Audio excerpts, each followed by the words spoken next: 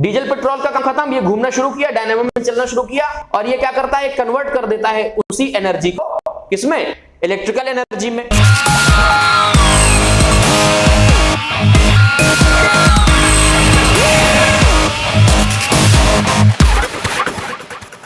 Students कैसे हैं आप सभी, मैं हूं आपका friend and guide physics mentor Krishna Tiwari. Student class 9th का एक और धमाकेदार वीडियो आप सबके प्यार के साथ।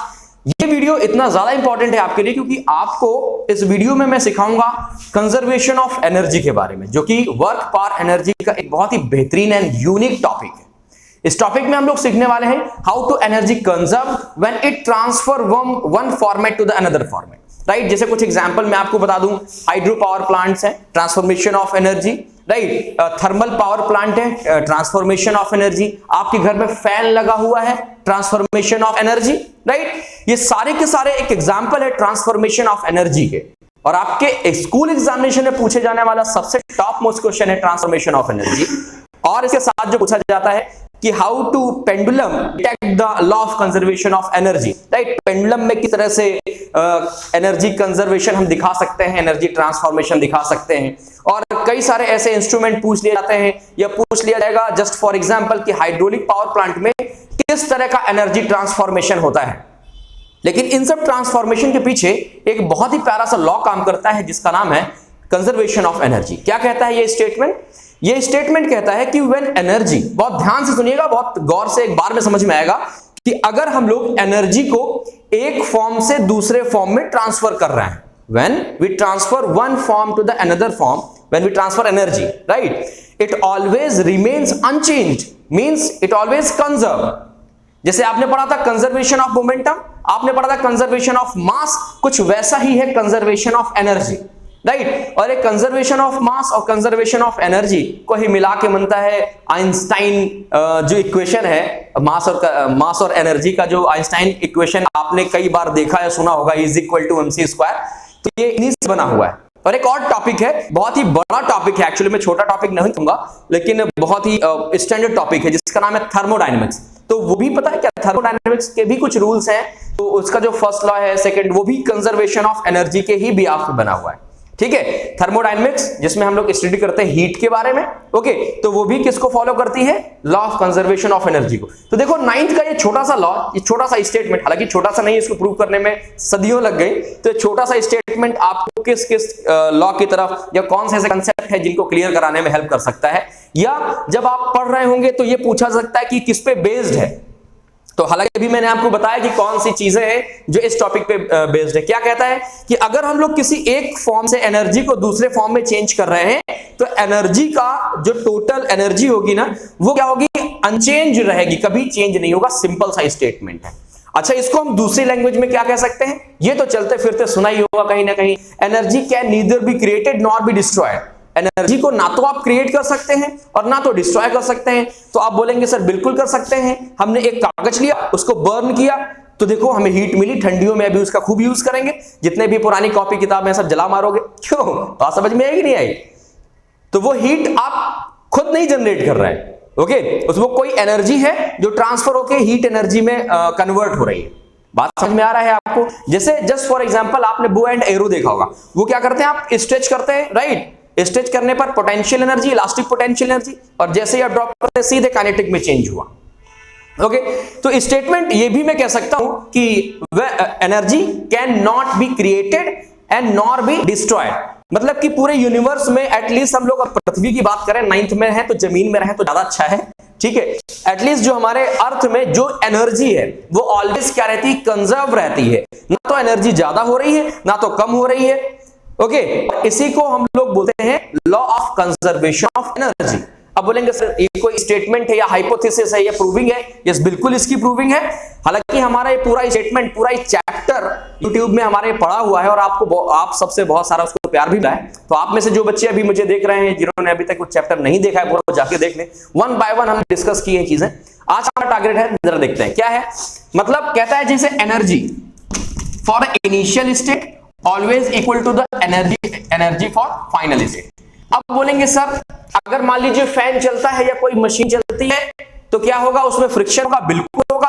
अगर फ्रिक्शन होगा तो क्या एनर्जी वेस्ट नहीं हो सकती है? बिल्कुल हो सकती है, लॉस ऑफ एनर्जी हो सकता है ना, एनर्जी लॉस हो सकता है भाई, फ्रिक्शन है, मशीन चलेगी तो, लेकिन कैसे लॉस होगा? वो भी किसी दूसरी एनर्जी में चेंज हो रहा होगा, और वो एनर्जी दूसरी किसी तीसरे में चेंज हो रही होगी। Just for example, electrical energy I, fan में गई, फैन में मैकेनिकल एनर्जी ने वर्क किया। भाई जो फैन चलता है, मोटर चलती है, वो सब क्या करती है? इलेक्ट्रिकल को मैकेनिकल में चेंज करती हैं, और मैकेनिकल में चेंज करने पर क्या होता है? फ्रिक्शन होगा, ठीक है। जो उसका हमारे पास आर्मेचर होगा, उसमें फ्रिक्शन जनरेट करेगा हीट, तो कुछ इलेक्ट्रिकल एनर्जी हीट के फॉर्म में भी यूज हो गई।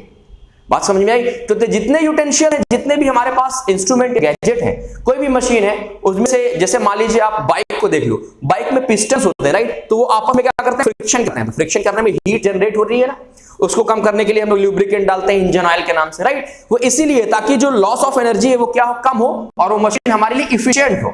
इफिशियंट का मतलब एटलीस्ट 90-95% तो हमारा वर्क आउटपुट दे। वो मशीन इफिशियंट होती है जो 90-95 वर्क आउटपुट देती है। 100% तो बहुत कम मशीन है जो ऐसा कर पाती है, या शायद ना के बराबर। चलो, तो law of conservation of energy क्या बोलता है कि एनर्जी इनिशियल कंडीशन में जितनी होगी, अगर उसको मैं दूसरे फॉर्मेट में चेंज कर रहा हूं तो फाइनल कंडीशन में भी एनर्जी उतनी ही होगी। एनर्जी को ना तो क्रिएट कर सकते हैं, ना तो डिस्ट्रॉय कर सकते हैं। इसकी प्रूविंग की बात आते हैं तो समझ, थोड़ी देर के लिए हम लोग क्या करते हैं कि मैं यहां पर लिख देता हूं कि एनर्जी ऑलवेज कंजर्व, ठीक है, energy always conserve, yes, okay. अब कैसे इसको प्रूव कर सकते हैं? सपोज हमारे पास ये हमारे पास एक बिल्डिंग है, क्या है ये? बिल्डिंग है, और इस बिल्डिंग में कोई एक ए पोजीशन में कोई एक बॉल रखी हुई है। अब उस बॉल को जेंटली हमने फ्री फॉल कराया, क्या कराया? फ्री फॉल कराया, जिसमें हम लोग एयर रेजिस्टेंस को कांस्टेंट कर देंगे, ठीक है, फ्री फॉल कराया। ग्रेविटेशनल को हम एक कांस्टेंट कर देते हैं, ग्रेविटी को। फिर वो आई बी पोजीशन में गिरते हुए, यहां से गिरते हुए आई बी पोजीशन में, ठीक है। फिर वो आई सी पोजीशन में गिरते हुए, मतलब ग्राउंड में आ गई, सी पोजीशन पे आ गई ये बॉल, ठीक है। मैं यहां थोड़ा सा और यहां पर लिख देता हूं, ये बॉल को हम लोग गिरा रहे हैं और इस तरह से गिरा रहे हैं। यहां से फॉल कराते हैं फ्री फॉल, तो ये बी पोजीशन में बॉल आ गई, फिर इसके बाद सी पोजीशन ग्राउंड लेवल पे आ गई, ठीक है। तो अगर ये करेक्ट है, अगर ये हाइपोथेसिस नहीं है, तो क्या हो सकता है? तो ये हो सकता है कि एनर्जी को ना तो क्रिएट किया जा सकता है, ना तो डिस्ट्रॉय, मतलब कि जो सम ऑफ एनर्जी होगा पहली कंडीशन में, जो एनर्जी का सम होगा वही दूसरी कंडीशन में होना चाहिए, और वही कौन सी कंडीशन में चाहिए? तीसरी कंडीशन में होना चाहिए। तभी तो मैं मान सकता हूं कि हाँ ये हाइपोथेसिस नहीं है कि नहीं। चलो बात करते हैं। तो भाई इसको लिख सकता हूं कि मैकेनिकल मतलब क्या हो गया, जरा समझिए। पोटेंशियल एनर्जी और प्लस काइनेटिक एनर्जी को अगर मैं ऐड कर देता हूं तो जो एनर्जी हमारे पास बन के आती है वो मैकेनिकल एनर्जी आती है, या मैं ये कह सकता हूं कि कांस्टेंट होगी। Always the sum of potential and kinetic. Object अगर है तो उसमें दो ही तरह की एनर्जी पाई जा सकती है, या तो पोटेंशियल या तो काइनेटिक एनर्जी पाई जाती है। तो मैं लिख सकता हूं पोटेंशियल प्लस काइनेटिक का जो सम है वो ऑलवेज क्या होगा? कांस्टेंट होगा। यही तो है कंजर्व होना, यही होता है कंजर्व होना।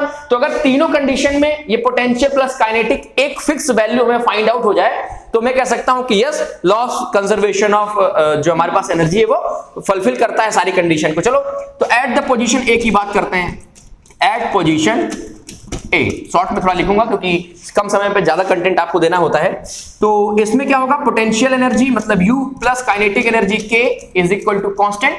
पोटेंशियल एनर्जी कितनी होती है? mgh plus kinetic energy half mv square, है ना। चलो देखते हैं क्या निकलता है।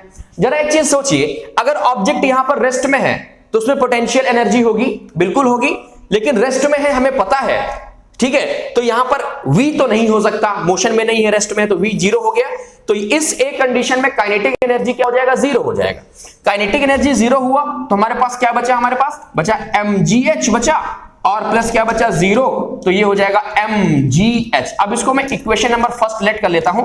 अब मुझे बी कंडीशन में भी mgh लाना है, सी कंडीशन में भी mgh लाना है। अगर इतना प्रूव हो गया तो ये मैं समझ सकता हूं कि ये फुलफिल कर रहा है। ओके, ये जीरो वाली बात समझ में आई कि नहीं आई?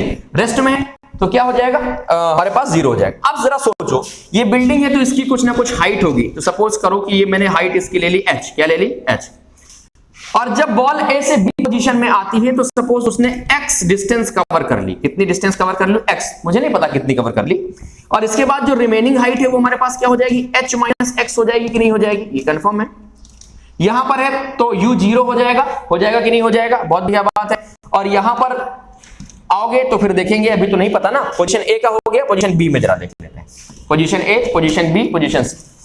अब at position B, at position B ध्यान से देखिए, बी पोजीशन में अब हमें क्या चाहिए, mgh चाहिए प्लस हाफ mv स्क्वायर चाहिए, मतलब अब हमें चाहिए mgh चाहिए एक तरफ, और एक तरफ चाहिए क्या, हाफ mv स्क्वायर। तभी तो हम प्रूफ कर पाएंगे क्या कि mgh मतलब कि मैं यहां लिख देता हूं ना, potential energy plus kinetic energy always gives constant. चलो कांस्टेंट मतलब अब mgh ही आना चाहिए, ठीक है।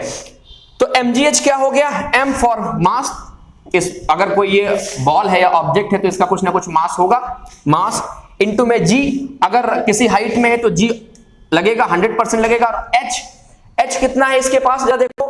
अब अगर ये बॉल a से फ्री फॉल हुई और b में आ गई तो इसके पास जो h होगा ना दोस्त, वो क्या होगा, वो अब ये हाइट कवर करेगा।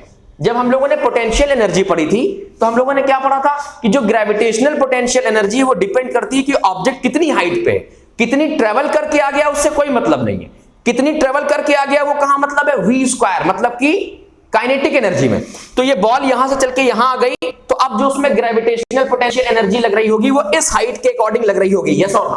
और ये हाइट कितनी है हमारे पास, h माइनस x। बात समझ में आ रही कि नहीं आ रही? तो ये हो जाएगा हमारे पास, क्या हो जाएगा हमारे पास, h माइनस x हो गया। कोई दिक्कत नहीं होगी, आई होप, ठीक है। तो ये कितना हो गया हमारे पास, ये हो गया हमारे पास mgh हो गया और माइनस हो गया mgx। तो चलो पोटेंशियल तो निकल के आ गई। अब बात करते हैं काइनेटिक भी निकल के आ जाए तो मजा आए। तो काइनेटिक में मास तो पता है हमें कांस्टेंट रहेगा, मास चेंज नहीं होगा, तो मास जो a में है वही मास b में रहेगा। लेकिन अब बात करेंगे किसकी हम लोग, अब बात करेंगे वेलोसिटी की। तो मुझे ये नहीं पता कि बी पोजीशन में वेलोसिटी कितनी होगी, तो सबसे पहले मुझे वेलोसिटी फाइंड करना पड़ेगा, वेलोसिटी फाइंड करना पड़ेगा ना। तो चलो वेलोसिटी फाइंड कर लेते हैं। तो वेलोसिटी के लिए कौन सा इक्वेशन लगाया जाए, थर्ड इक्वेशन लगाता जाए। थर्ड इक्वेशन क्या होता है, v square minus u square is equal to 2gh, right, बहुत बढ़िया बात है। तो u स्क्वायर की वैल्यू तो 0 हो जाएगी, क्यों, क्योंकि इनिशियल स्टेट यहां से फ्री फॉल करना शुरू करती है, तो u तो क्या हो गया, 0 हो गया ना। तो जैसे u 0 हो गया तो क्या हो गया हमारे पास, v square is equal to, ये तो 0 हो गया, 2 इंटू g इंटू और h। हाइट कितनी कवर की उसने, यहां से यहां तक आने में जो हाइट कवर की होगी वही वेलोसिटी तो हम लोग काउंट करेंगे, कि जो बची है वो काउंट करेंगे ना, ये काउंट की जाएगी ना वेलोसिटी। तो उसने हाइट कितना कवर किया, 2gx, ये किया कि नहीं किया, बहुत बढ़िया बात। चलो अब उठा के जरा वैल्यू v स्क्वायर की हाफ mv स्क्वायर में रखो तो क्या हो जाएगा, ये हो जाएगा हमारे पास 1/2 मास इंटू में 2gx। तो देखो 2 से 2 कैंसिल आउट हो गया, क्या बचा, mgx बचा, क्या बचा, mgx बचा। चलो अब पोटेंशियल प्लस काइनेटिक का सम कांस्टेंट होना चाहिए, तो पोटेंशियल की वैल्यू रखो, काइनेटिक की वैल्यू रखो, फिर देखो कांस्टेंट आ रहा है कि नहीं आ रहा। ठीक है सर, ये दिखाई दे रहा है यहाँ पे, नहीं दिखाई दे रहा है, बिल्कुल नहीं दिखाई दे रहा है। कहां तक दिखाई दे रहा है, ये दिखाई दे रहा है पूरा पूरा gx तक, ठीक है ओके। देखो बच्चे लोग, मैं ये लाइन साफ यहां तक दिख रहा है आपको, ठीक है। यहां पर देख लीजिए जरा, ये सर ऊपर आ रहा है कि नहीं आ रहा, आ रहा है, ठीक है। यहां जरा यहाँ पर आ जाइए जरा ऊपर। तो v स्क्वायर की वैल्यू आ गई। अब हमारे पास काइनेटिक एनर्जी है हाफ v स्क्वायर की वैल्यू कितनी है, 2gx। तो देखो 2 से 2 कैंसिल हो गया, तो हमारे पास आ गया कितना आ जाएगा, ये आ जाएगा हमारे पास mgx। अब मुझे पता है पोटेंशियल प्लस काइनेटिक कांस्टेंट, तो आओ चल के रख के देखते हैं, ठीक है। तो ये मैं यहां से डिवाइड कर देता हूं। तो पोटेंशियल एनर्जी कितनी है, ये मैं ऊपर की तरफ ऊपर एरो लगा देता हूं। पोटेंशियल एनर्जी कितनी है हमारे पास, mgh माइनस mgx। तो ये हो गया mgh माइनस mgx, ठीक है। इसके बाद क्या रखा, अब काइनेटिक रखना है, तो प्लस काइनेटिक कितनी है, काइनेटिक है हमारे पास mgx, ये निकल के आई, तो mgx। देखो mgx कैंसिल हो गया, तो क्या निकल के आया, mgh। तो ये इक्वेशन नंबर क्या हो गया, 2। क्या इक्वेशन नंबर 1 की कंडीशन और कंडीशन इक्वेशन नंबर 2 की कंडीशन सेम है क्या? अगर सेम है दोस्तों तो ये पोजीशन ए में जितनी इसके पास एनर्जी थी उतनी ही एनर्जी पोजीशन बी में है। समझ में आ गया कि नहीं आ गया? अब पोजीशन सी में आपको फाइंड करना है। अगर आपने हमारे वीडियोस देखे तो फाइंड कर लेंगे, अगर नहीं देखे तो फटाफट जाकर देख लीजिए, आपको समझ में आ जाएगा। मैंने आपको हिंट दे दिया है। चलो जरा देखें पोजीशन सी के लिए मैं आपको बता देता हूं। सी में जब आएगा तो mv स्क्वायर की बात करेंगे तो हाइट तो पूरा mgh, तो h 0 हो गया, एक तो कंडीशन वो हो गया। ठीक है, दूसरा क्या है कि अगर v स्क्वायर की वैल्यू क्या हो जाएगी? 0 हो जाएगी। v की वैल्यू भाई अगर ग्राउंड में जमीन में आ गया तो v स्क्वायर की 0 हो जाएगी। ठीक है, चलिए तो यहां से आप निकाल सकते हैं। फिलहाल मैं एक बार फिर से आपको रिवाइज करा देता हूं। पोजीशन ए में पोटेंशियल प्लस काइनेटिक कांस्टेंट, तो mgh plus half mv square, u 0 था हमारे पास, तो हमारे लिए जो हमारे पास काइनेटिक एनर्जी हो गई वो 0 हो गई, तो mgh इज इक्वल टू आ गया 1। अब दूसरी कंडीशन बी के लिए पोटेंशियल प्लस काइनेटिक कांस्टेंट, तो पोटेंशियल होती है mgh, तो mgh में मुझे h पता है, मास पता है, g पता है, कांस्टेंट है। मैंने स्टार्टिंग में बोला था कि एयर फ्रिक्शन और एयर रेजिस्टेंस और g को कांस्टेंट कर लेना है। और काइनेटिक एनर्जी में क्या होता है? हाफ mv स्क्वायर, तो हाफ है m है लेकिन v स्क्वायर नहीं था, v स्क्वायर हमने थर्ड इक्वेशन ऑफ मोशन से निकाल दी। ठीक है, अब वैल्यू रखोगे आंसर आ जाएगा। ठीक है, आई होप समझ में आएगा। फटाफट छाप लीजिए फिर आगे चलता है। छापो छापो छापो।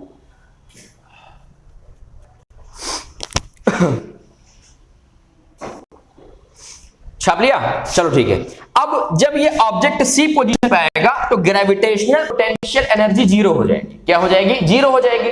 मतलब mgh वाला पार्ट तो हो गया 0, mgh वाला पार्ट क्या हो गया? पोटेंशियल 0। अब काइनेटिक बचा, तो काइनेटिक में हमें just before touching the ground की वेलोसिटी चाहिए होगी। ठीक है, तो जब ये वेलोसिटी चाहिए होगी तो v square minus u square is equal to 2gh। Okay, तो v square minus u square की वैल्यू 0।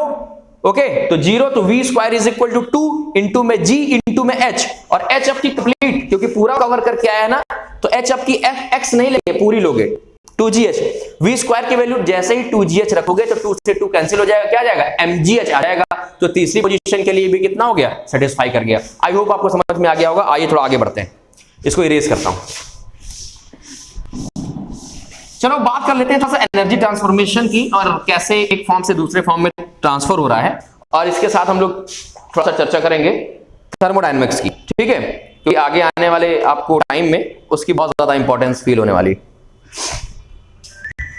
थर्मोडायनेमिक्स कैसे इससे रिलेटेबल है, यह कि क्लास 9 फाउंडेशन वाले बच्चों को पढ़ाया जाता है, तो आप अगर पढ़ाई तैयारी करें तो देख सकते हैं। Thermodynamics study about the heat, internal energy भी हो सकती है, वो इंटरनल हीट भी हो सकती है, एक्सटर्नल हीट रिलीज, एब्जॉर्ब, कुछ भी हो सकता है।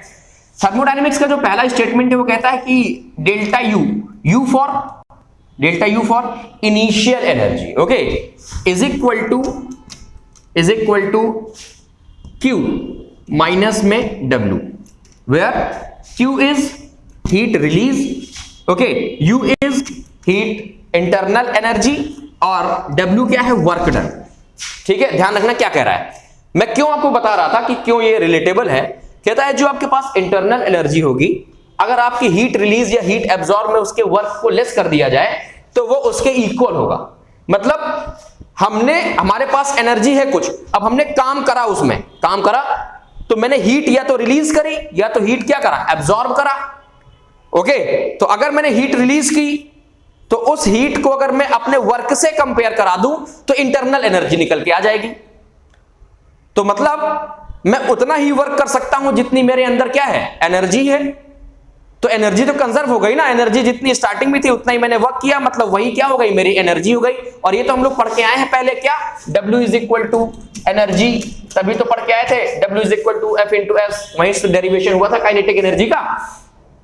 तो अगर ऐसा हुआ दोस्तों तो ये तो प्रूव हो गया ना कि हाँ, ये जो हमारे पास थर्मोडायनेमिक्स का ये रूल है, ये किसको फॉलो करता है? कंजर्वेशन ऑफ एनर्जी को फॉलो करता है, और इसी को हम लोग बोलते हैं फर्स्ट लॉ ऑफ थर्मोडायनेमिक्स। ठीक है, चलो आगे पढ़ने के लिए मिलेगा, इसमें ज्यादा टाइम वेस्ट नहीं करूंगा, थोड़ा सा मैंने आपको हिंट दिया है। चलिए अब बात करते हैं हाउ टू ट्रांसफर एनर्जी, कैसे ट्रांसफर करते हैं एनर्जी को। सबसे पहला जो एग्जांपल आता है वो आता है हाइड्रो पावर प्लांट का। हाइड्रो पावर प्लांट क्या है?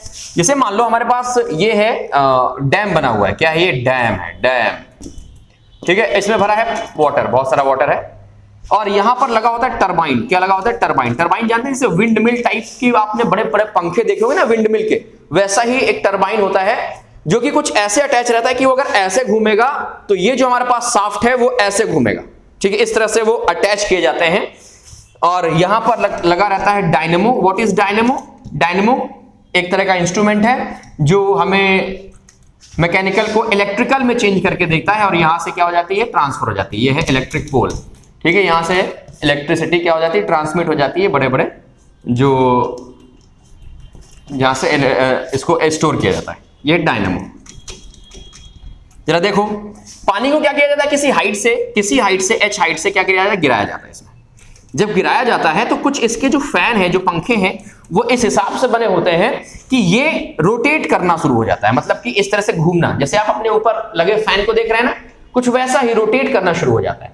जब ये ऐसे रोटेट करता है तो ये जो डायनेमो का एक हिस्सा इसमें अटैच है, ठीक है, वो कैसे घूमेगा, ऐसे घूमता है।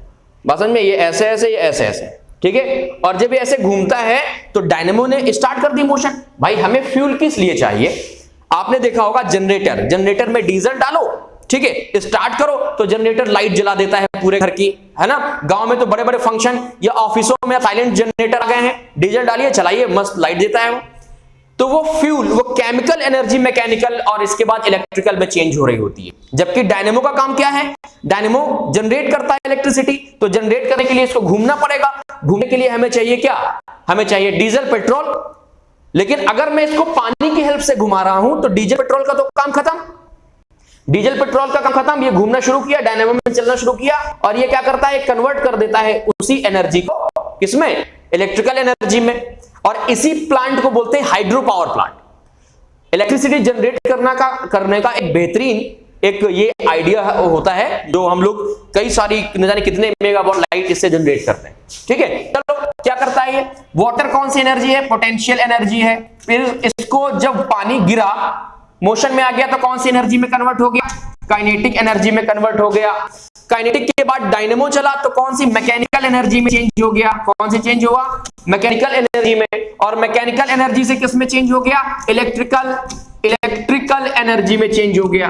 बात समझ में आई कि नहीं समझ में आई कि कैसे ये हाइड्रो पावर प्लांट वर्क करता है? ये भी किस पे? ट्रांसफॉर्मेशन ऑफ एनर्जी पे वर्क कर रहा होता है। बात समझ में आ रही कि नहीं आ रही? अच्छा, इलेक्ट्रिसिटी बनाने का सिर्फ एक ही ये जरिया नहीं है, एक और जरिया है जिसको हम लोग बोलते हैं thermal power plant. Yes, thermal power plant क्या है? उसमें केमिकल के थ्रू हम लोग डायनेमो चलाते हैं, चाहे वो स्टीम के थ्रू चल रहा होता है, ठीक है। जैसे कि फायर इंजन चलते हैं, इंजन चलते हैं ना, इंजन पेट्रोल से चलता है, डीजल चलता है, तो वैसे उसमें कोयले से चलता है।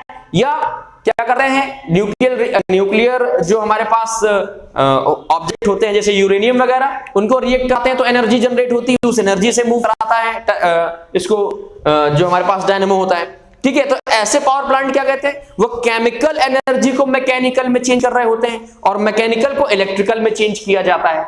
बात समझ में आई बेटा कि नहीं आई? तो ये भी क्या है, एनर्जी का ट्रांसफॉर्मेशन का एक बेहतरीन एग्जांपल है, ठीक है।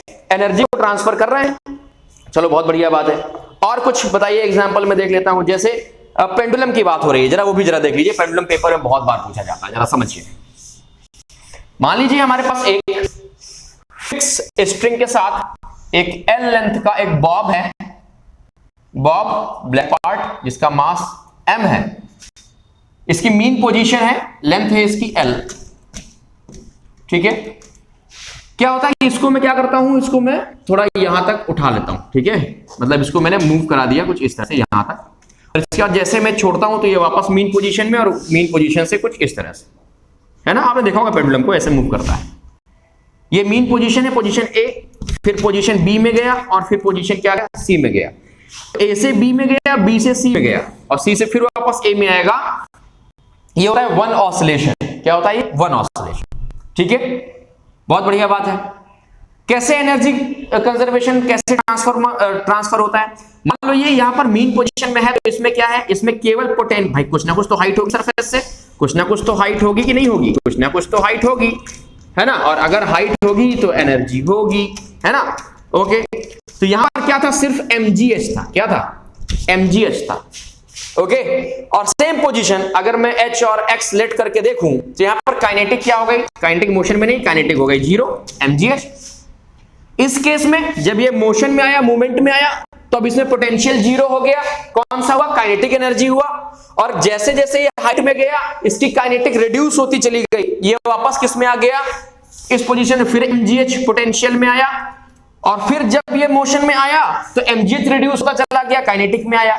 बात समझ में आई कि नहीं? तो इस केस में भी mgh और इस केस में भी mgh। फिर समझिए कैसे आप लिखेंगे, इसके लिए आपको थोड़ा सा प्रॉपरली रीड करना पड़ेगा एनसीईआरटी टेक्स्ट बुक या जो आपकी रेफरेंस बुक हो। मैंने आपको केवल फंक्शन बताया, मीन पोजीशन में mgh रेस्ट में है, नो काइनेटिक एनर्जी। यहां से जब मीन पोजीशन ए से वो बी में गया तो मोशन में आ गया तो काइनेटिक एनर्जी में चेंज हो गया, कुछ ना कुछ काइनेटिक एनर्जी होगी। लेकिन जैसे ये अपनी हाईएस्ट पीक पे पहुंचा तो वो एनर्जी रिड्यूस होती चली गई और काइनेटिक खत्म, और कन्वर्ट किस में हो गया, पोटेंशियल में। तभी तो वो वापस आ सकता है, अगर पोटेंशियल में नहीं कन्वर्ट होगा वो तो आगे मूव करता चला जाएगा। फिर वापस से मीन पोजीशन से एट द पोजीशन सी, कुछ हाइट में, तो जब ये बी से सी में आया तो मोशन में था, काइनेटिक एनर्जी में रहा होगा। लेकिन जैसे इसकी काइनेटिक एनर्जी रिड्यूस होकर जीरो हुई तो वापस से पोटेंशियल, तभी ये वापस से क्या होना, मूव होना शुरू किया। बात समझ में आई कि नहीं आई? पेंडुलम को आप ऐसे हिला दो थोड़ी देर तक, क्या करता रहता है, वो ऑसिलेट करता रहता है। ये डिपेंड करता है कि उसकी लेंथ कितनी है, कितने नंबर ऑफ ऑसिलेशन वो लगा सकता है। बात समझ में आई कि नहीं आई? तो कुछ इस तरह से पेंडुलम में हम लोग देख सकते हैं कि किस तरह से एनर्जी को कंजर्व रखा गया है कि ऑलवेज पोटेंशियल और काइनेटिक तीनों पोजीशन में सम ऑफ एनर्जी क्या होगा, कांस्टेंट होगा, कंजर्व होगा, राइट। और ये एग्जाम में पूछे जाने वाला एक बेहतरीन क्वेश्चन में से एक है। ठीक है, चलो भाई, बहुत अच्छी बात है, आई होप आपको समझ में आया होगा। तो चलिए आज के लिए इतना ही रखेंगे। कमेंट करके जरूर बताइएगा कि आज का सेशन आपको कैसा लगा। आई होप कि ये जो टॉपिक मैंने आपको दिया है वो आपके एग्जाम के लिए बहुत ज्यादा बेनिफिशियरी है और एग्जाम के साथ साथ आपके फ्यूचर में आने वाली ग्रोथ के लिए हेल्प करेगा। तो आज के लिए इतना ही, बने रहिए हमारे साथ और पढ़ते रहिए।